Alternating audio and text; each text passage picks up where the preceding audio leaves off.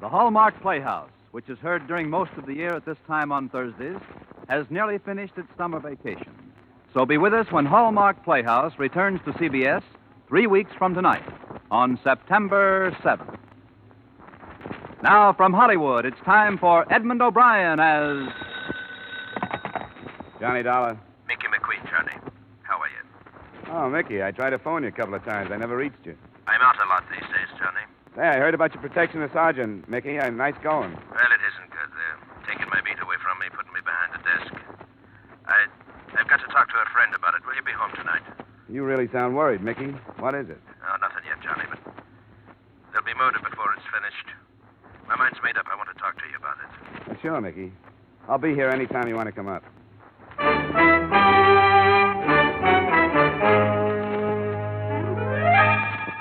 Edmund O'Brien in another adventure of the man with the action-packed expense account. America's fabulous freelance insurance investigator. Yours truly, Johnny Dollar.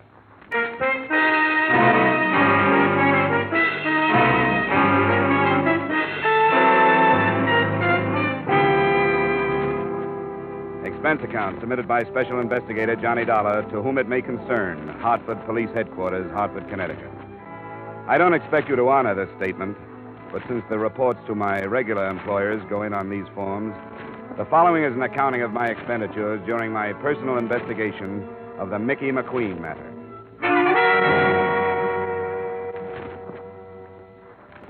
It's been my privilege to have worked a number of cases with Mickey McQueen here in Hartford, and through the years a friendship developed between us. So when he phoned Tuesday night to say he wanted to talk to me, I was glad to ask him over. But when it got to be 1:30 in the morning and he still hadn't arrived, I wasn't so glad. He arrived at 2. I'm sorry I'm late, Johnny. Yeah. Oh, what held you up? I was about to drop off. I had to think, Johnny. Ah, you're in uniform, Mickey. What about your beat? My beat? My beat won't miss me. After 20 years of walking it from dark to dawn, checking its doors and passing the time of night with its people, drunk and sober. Yeah. Oh, is it too late for a drink, Mick? I got your brand, some Irish. Yes, that was good of you. I've been a good policeman, Johnny. I can say that without sounding like I'm stuck on myself, can't I now? Well, I've never heard anybody say anything else, Mickey. Well, I've got more friends to my credit than I have arrests. But I've got a quiet beat. Well, I think there are quieter beats in town. Maybe you're lucky. Here's to it. All right. But be careful what it is. There's murder being done and planned right this minute, Johnny. Them that can stop it don't have the heart, right or wrong. What are you talking about, Mickey? I know what I'm talking about. Are you feeling all right? Feeling all right? I'm as healthy as I was yesterday, ain't I now? I didn't see you yesterday. If they're taking my job, putting me behind a desk, a degrading end for a man that's been active for 20 years. After 20 years on your feet, you should take a rest. You've earned one. The very words incarnation, Johnny. But, Johnny, Yeah, Mickey? never mind. The devil take them all. I've used up enough of your time. Wait a minute. You came over to talk about something more than your new job.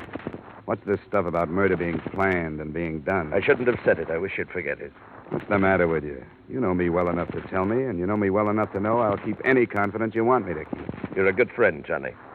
Maybe that's why I changed my mind about telling you. And why'd you come over? Because I thought I was going to talk to you. But I'm not. All right, it's your business. But you're acting like a kid, Mickey. Now, if you don't have anything to say to me, it's after 2. I may have a job in the morning. All right, Johnny. I'm sorry I bothered you. I'll say good night.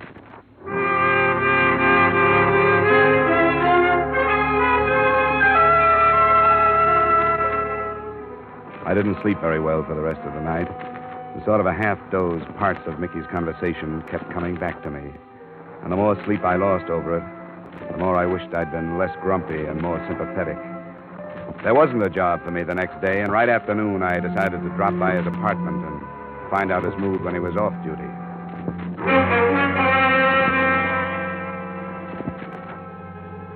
Mickey's apartment occupied the ground floor of a house not far from mine. I could hear a woman crying somewhere inside. I smelled domestic trouble, but I pushed the buzzer anyway. Are you the... Yeah, I'm Johnny Dollar, friend of Mr. McQueen.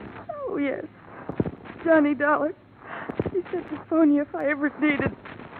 Is he home? In there. She pointed in the direction of a door smaller than the outside door, the door to either a bathroom or a closet. It was a closet. The clothes were bunched at one end of the rod, and from the other, still in uniform, his own polished leather belt drawn tightly around his neck, hung Mickey McQueen.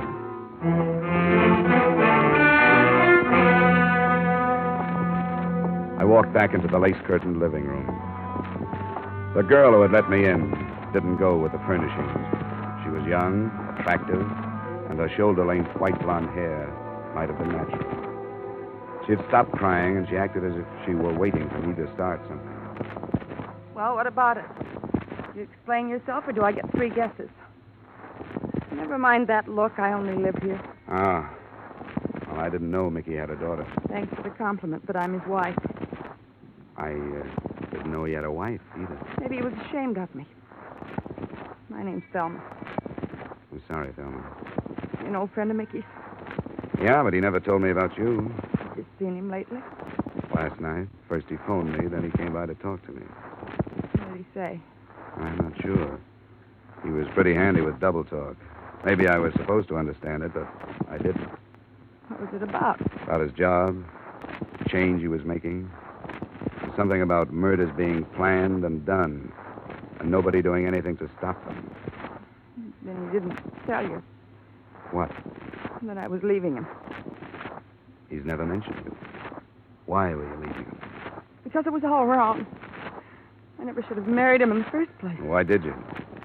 Because he was the kindest, most wonderful man who ever lived. Does that answer your question? Not quite. Is there more? Did you know his first wife? Yeah.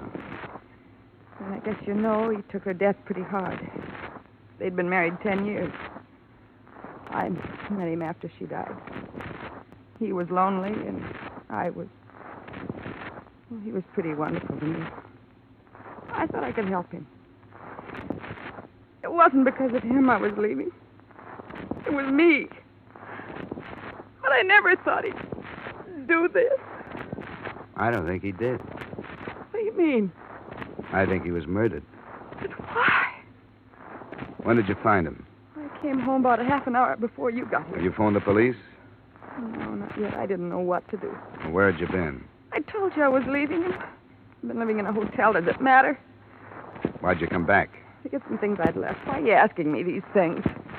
When it's murder, there's bound to be a lot of questions. I don't think it was. Everybody loved him. He didn't have an enemy in the world.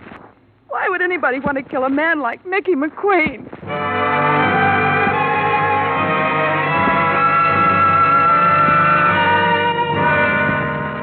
I didn't have an answer to that, but I started there in the house to try to find one. If it was murder by hanging, I knew it couldn't have been committed without a fight. But a half-hour search didn't uncover any traces of a struggle. I phoned in a report and left Thelma and the apartment.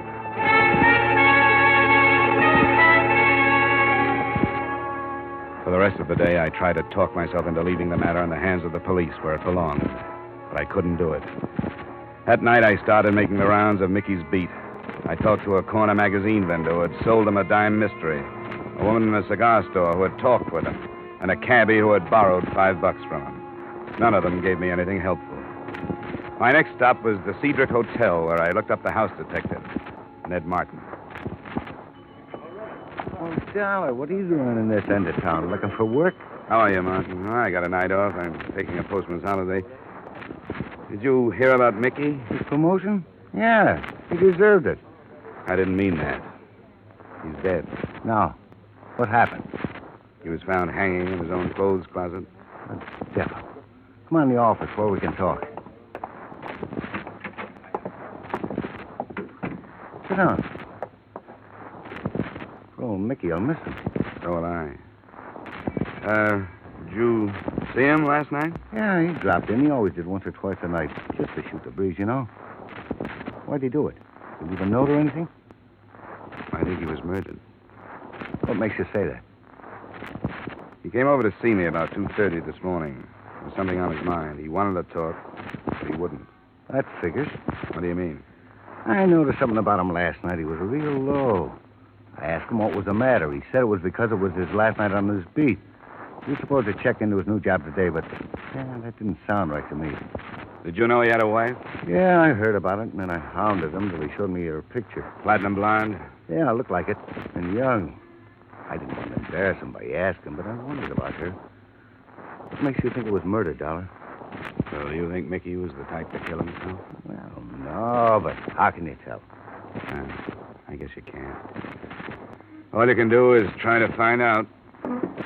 Well, if you don't have anything more, I'll be on my way. Wait a minute. Hmm? I guess it was a dirty trick, and I wish I hadn't done it, but I snooped that marriage. I found out who she was. Her name was Thelma Weaver.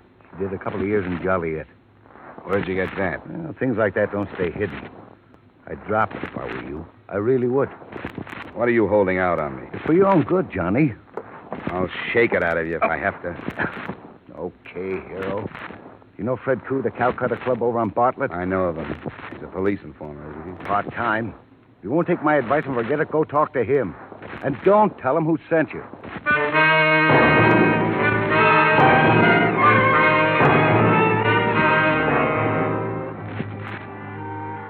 Fred Koo, as the department knows, is half Oriental. The day coroner's joined to Calcutta is Indian because he can get the effect with no more expensive decoration than reed matting and coconut husks. The place was small and was jammed when I got there by a crowd that was largely male. I didn't recognize a face, but from the atmosphere, I got the feeling I could have retired on 10% of the bail bonds they bought in their time. I found Fred Koo leaning against a potted palm. What do you want? I want to talk to you about Mickey McQueen. Do you have an office? You a cop, too? Only a private one. I was a friend of Mickey's. Oh, sure. Roy. Yes? I'm in my office for a little while. If there's any trouble, you buzz me. What is that? Come on, this way.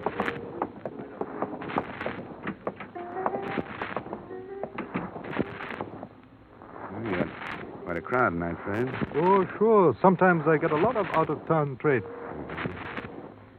Did you see Mickey last night? No, I didn't. I get along fine with Mickey. He won't take any payoff, but he doesn't push me around. How is he? You know his wife? His wife? I didn't even know he was married. Her name was Thelma Weaver before Mickey married her. She did some time in Joliet. Oh? Well, why do you bother me with this? I got work to do. You knew Mickey was dead. No, I did not know that. I don't see how it'd be enough, but it struck me that if somebody knew he was married to an ex-con, they might try to use the information. I suppose you're right. Yeah? Roy? Fred? I think you'd better come out. Important? Yes, I think so. Be right out. Pardon me, Dollar. A little trouble outside. You wait here. I come right back. I waited. And while I did, I took a quick look around the office for another way out in case I might need it. There wasn't any unless the steel door in one of the walls was it. But before I could try it, the other door opened. I wasn't expecting Fred Koo to return so quickly, and neither was I expecting who did come in. I didn't expect to find you here, Mr. Dollar. Likewise, Mrs. McQueen. I was looking for Mr. Koo. What for? I thought I might help. Mickey kept his notebook, you see, where he wrote down all the places he stopped when he made his rounds. This place was one of them. I thought if I could talk to this Mr. Koo. Do you know Fred Koo? No. Do you know anybody named Weaver? Thelma Weaver? All right, mister, that's enough. Reach. Don't be crazy. What good would that do? Stay where you are and don't try anything. I really mean it. She looked like she really meant it. It was a small revolver, Colt 25. I didn't know whether she'd come in meaning to use it on Fred Koo or me, but it didn't make much difference. At the moment, she had it pointed at my midsection.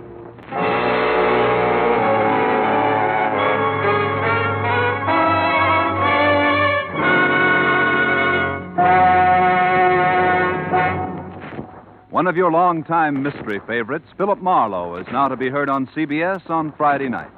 Philip Marlowe, Up for Parole, and Songs for Sale. That's the lineup of fine shows for Friday now on most of these same CBS stations. Hear them this Friday, hear them every Friday on CBS. The Adventures of Philip Marlowe, Up for Parole, and Songs for Sale. And now back to our star, Edmund O'Brien, in the second act of Yours Truly, Johnny Dollar.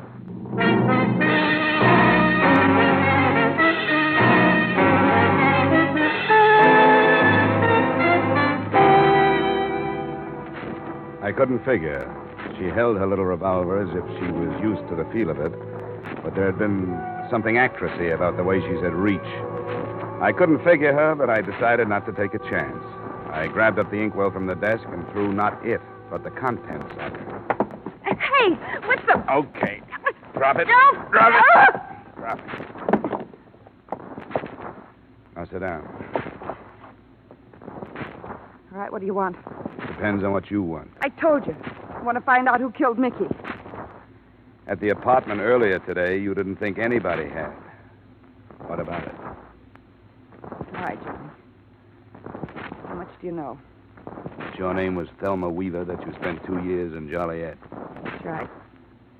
After 2 years in that place, I didn't want to go back to that life and start all over again. I gave the bunch in Chicago the slip and came here. That's how I met Mickey. He arrested me. Vagrant. What a laugh. He showed up in court the next morning and got me released from his custody. I really felt for the first time like I could start life over again. I know it sounds corny. But good. You make it sound real good. You don't believe me, do you? Sure. I believe you as far as you've gone. I even believe the part about starting a new life. You saw that Mickey had a heart as big as the city, and you didn't lose any time moving into it. That was smart. It was about the safest hiding place you could have found. For you, but not for Mickey. How did I know about Fred Koo or the kind of man he is? Somebody spotted me and told me. I didn't waste any time getting in touch with Chicago. Those men out there, they all from Chicago? Most of them. Just about the tall one. Talks with an English accent. Yeah, I remember him. Roy. That's him. He came first. He checked the possibilities on Mickey's beat. He found out about Mickey's being moved over to a new job. Where was he being moved? Some desk job. Where? At the police arsenal. The arsenal. How'd he find that out? I told him. I had to. He made me tell him. What are Roy's plans, do you know? Yes. Marquardt building. The one that has all the wholesale jewelers. No, that's no good. Mickey was supposed to help them with a job of that size, or they'd revealed that he was married to an ex-con. That's not enough. They must have more than that. I might as well tell you. Can't hurt me now any more than I've been hurt. His name's Roy Weaver. I'm married to him. He threatened to bring bigamy charges unless Mickey helped him. That'd do it. With your record, bigamy would be a long stretch. 5 years. Mickey would do almost anything other than cause me that. Who killed him? Roy did. I wasn't there, I swear I wasn't. But they met him after he got through work at 5:30 this morning. Why did they kill him? Mickey was all ready for his new job. He had the keys to the arsenal. Here's your gun. If you're on the level, you may need this, and the caliber's too small to do me any good. What are you going to do? I'm going to the police. Why not use the phone? It'll be tapped. That bunch would be in here before I got started. I wouldn't try it if I were you.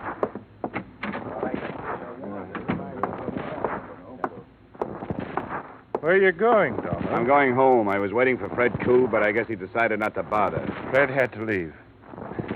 Did Mrs. Weaver entertain you with her sordid story? Yeah, it was very pleasant. She's a charming girl. And you were going home to think about it. Yeah, if you don't mind. Get out of my way. Oh, I'm afraid I do mind. I couldn't chance having Fred interrupt the arsenal, could I? Carl? Yeah? Get out of my way. Hey, where are you going? Come on, get at it. That's fine, Carl. Now, shall we go back to the office and wait? Bring them along, Carl. Pity you became involved in this, Dollar. I'd hoped there wouldn't have to be any more violence. You did stop him. Yes. Thanks for the buzz, darling. It was a pleasure. Look what the skunk did to my dress. Fred get started all right? He's well on his way. She'll be back within the hour. Hey, Mr. Weaver, what do we do with this guy? Keep him out of the way. Put him in there. See that he stays quiet. Sure. Hey, you. Turn around.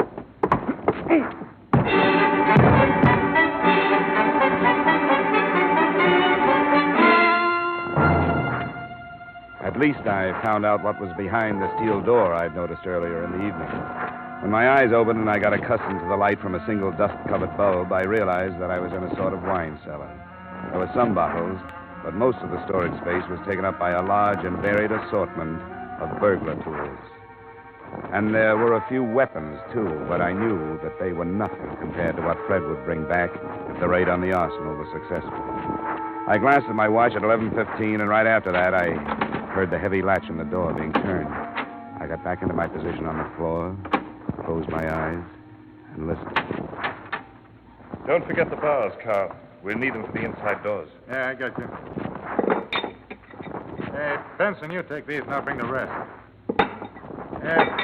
You want the guns in there, Mr. Weaver? We won't need them. Crocker? Yeah. Listen closely now. We're behind schedule. Both cars are in back. In the Buick, you'll find the things from the arsenal. Yeah. I want you to move half of them over into the Cadillac. What about the grenades, Fred? They're in a case marked CN-DM. Irritant gas, M6. You heard that? I got it. Open the case and put half in the Buick. Most important is the cordite powder for the bolts. There are 2 boxes.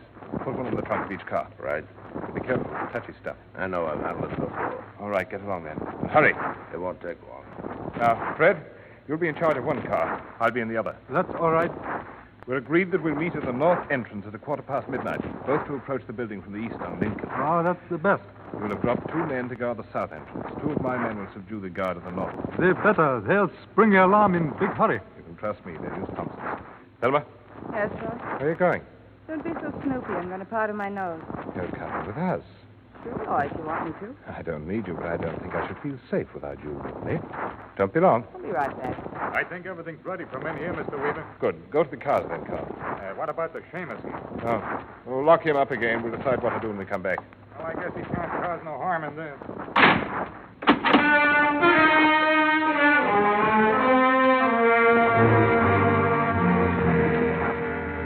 I tried to force the door using one of the bars they'd left behind, but no luck. Then I started poking the cement walls. I knew better than to expect to find any other exit. But with the biggest burglary in the history of Hartford underway, I had to do something. I kept a check on the time, and it was 20 minutes before they were due to arrive at the Marquardt building when a sound stopped me. The steel door was being opened. I moved behind it, still holding the bar.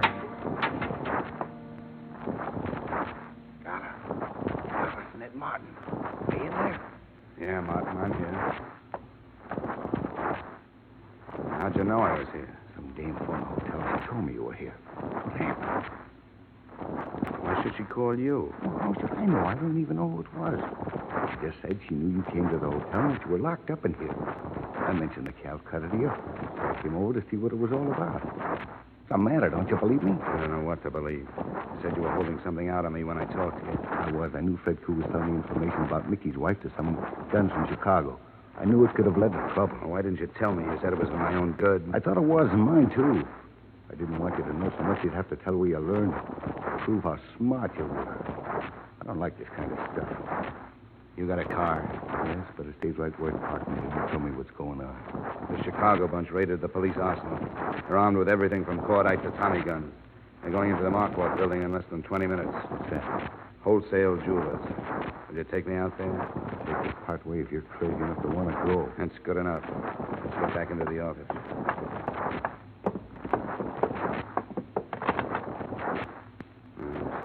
Who'd you want, the police? Yeah.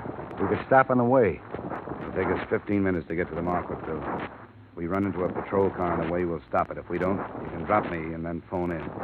Where's your car?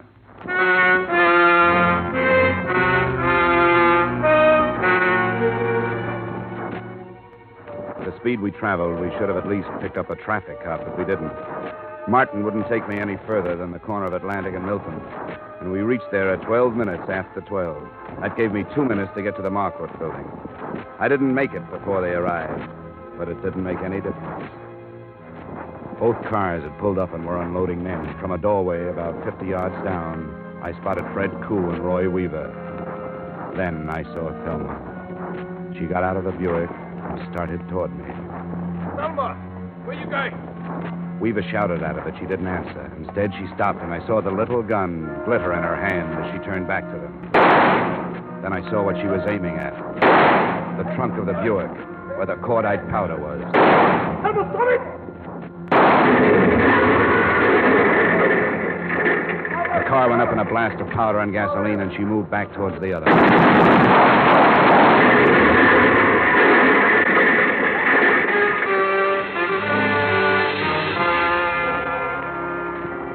Someone who had survived the first explosion opened fire on her.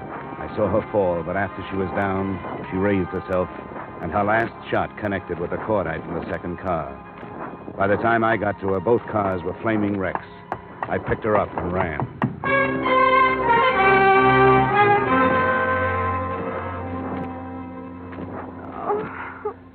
You're all right now, Thelma. Who is it, Johnny? Yeah. Where are we? We're still near the Market building. We're going to get you to a hospital. I killed him. As far as I know, yeah. Oh, I did a terrible thing, didn't I, Johnny? Yeah, pretty good. I'm not sorry. You wanted to stop them, but I couldn't let you.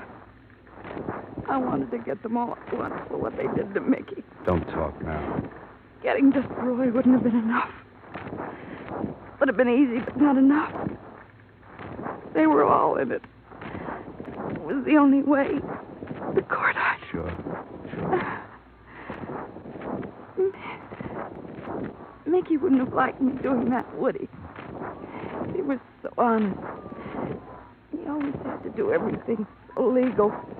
Well, he wouldn't have liked it, maybe, but he might have been proud of you. I am. Are you, Johnny? And you think he would have been? You really do? Yeah, I do. I really do. He was the best man that ever lived.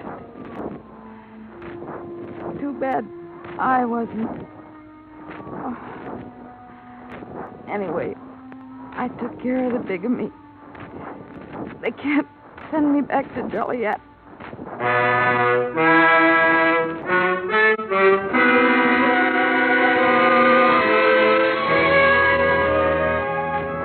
And that was it.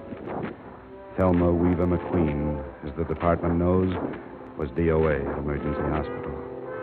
None of the mob got out alive except Roy Weaver, who lived long enough to sign a confession to Mickey McQueen's murder. I want you to know that I may have lost a good friend, but you have lost a better policeman. I hope to see those early news accounts that called him a suicide corrected. Expense account total, $0, 0 cents. Yours truly, Johnny Dollar.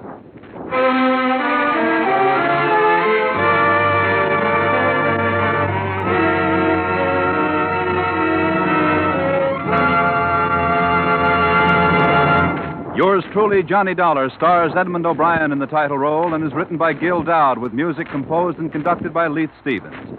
Edmund O'Brien can currently be seen starring in the Columbia Pictures production 711 Ocean Drive. Featured in tonight's cast were Bill Conrad, Virginia Gregg, Ben Wright, Jim Nusser, and Dan O'Herlihy. Yours truly, Johnny Dollar, was produced and directed in Hollywood by Jaime Del Valle.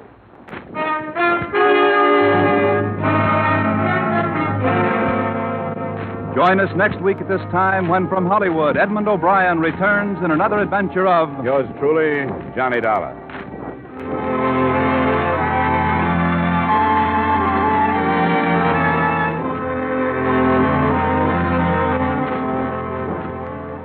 Every Thursday night, CBS brings you a top Hollywood star in a new radio play on the Hollywood Theater.